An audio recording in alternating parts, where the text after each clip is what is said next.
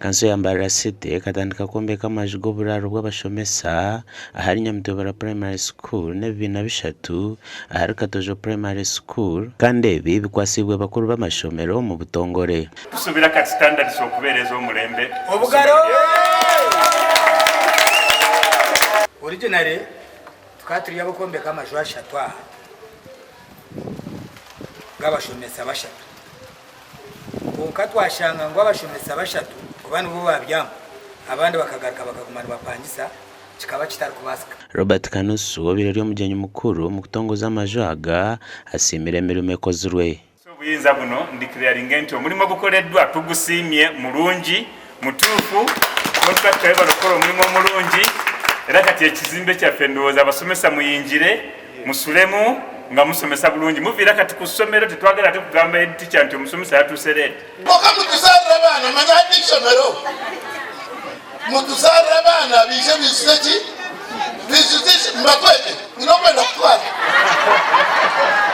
Thank the City Council for the new staff quarters building they built for us, which will enable for most teachers to reside within the school and ease the teaching and learning progress.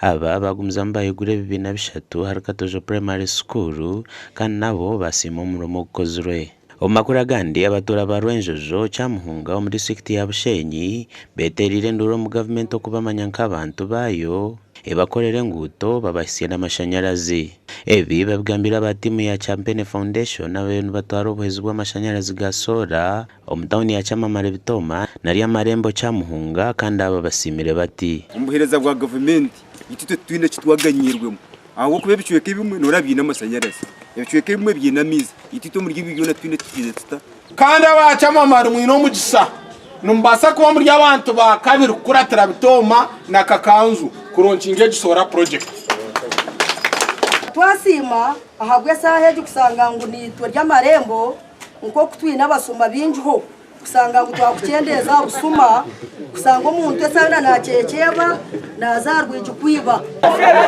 Abatura be byange ebyo bashabire kukunda government nicyo cyaturete kiro kwija kureba bitawuneji yaweza numurebe taratu bamba bitekamo ebitara barutamato mwazi ebitara nibyakanitse muri kiterana kuriya wabare munonga wahati imyanya ejo etandikire kwaka kandi abamwe nibagira ngu rights zibingira abashuma. Abwa TV West Adolf Ireka na Ben Mhozi.